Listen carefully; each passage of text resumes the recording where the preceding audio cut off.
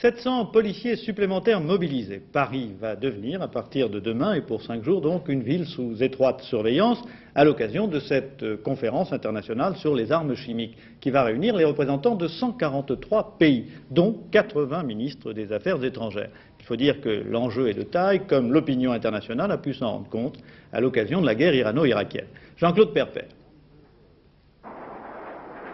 Pour les militaires, ici ceux de la base 103 de Cambrai, la guerre chimique n'est pas un scénario de science-fiction, c'est une menace réelle. Régulièrement, au cours de simulations, ils s'entraînent à survivre à l'attaque sournoise des gaz et à combattre dans une atmosphère empoisonnée. En cas d'alerte, ils ont moins de 30 secondes pour mettre leur masque. Leur équipement protecteur est identique pour une attaque nucléaire ou bactériologique. Tout contact de la peau avec certaines molécules en suspension peut provoquer des lésions graves, irréversibles ou même fatales.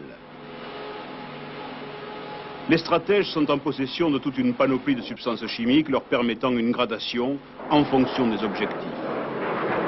Il y a d'abord les produits agissant sur l'environnement. Ce sont par exemple les défoliants employés par les Américains au Vietnam. Il s'agissait alors d'affamer les combattants Viet Cong. Ou encore les gaz incapacitants qui paralysent passagèrement les hommes et utilisés par les soviétiques en Afghanistan, mais ces substances dites bénignes ne sont pas sans danger.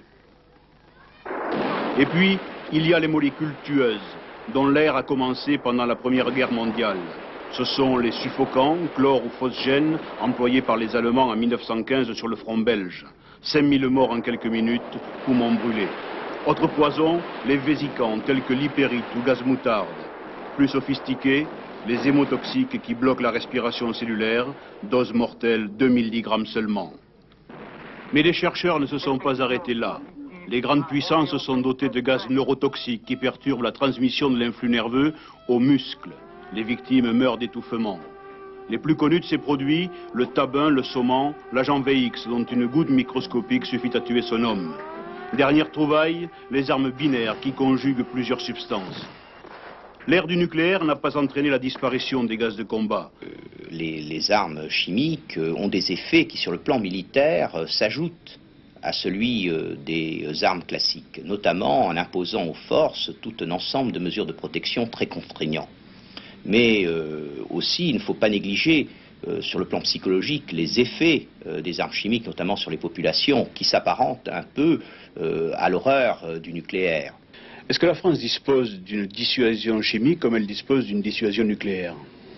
Alors, la France, comme pour toutes les armes qui existent dans le monde, maintient une veille scientifique et technique, d'ailleurs, tout simplement pour savoir comment s'en protéger, pour mettre au point les mesures de prévention et de thérapeutique médicale. Mais alors, ce que je peux vous dire, c'est qu'il n'existe pas en France de stock d'armes chimiques dans nos forces armées.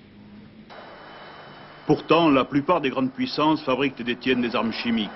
Aujourd'hui, le danger prolifère, l'arme chimique rudimentaire est devenue la bombe atomique du pauvre. 20 à 24 pays s'en sont dotés, dont plusieurs États du tiers-monde. Parmi eux, la Libye, selon les autorités américaines, mais aussi la Syrie, l'Égypte et l'Irak, qui lui vient d'en faire usage au Kurdistan contre son propre peuple.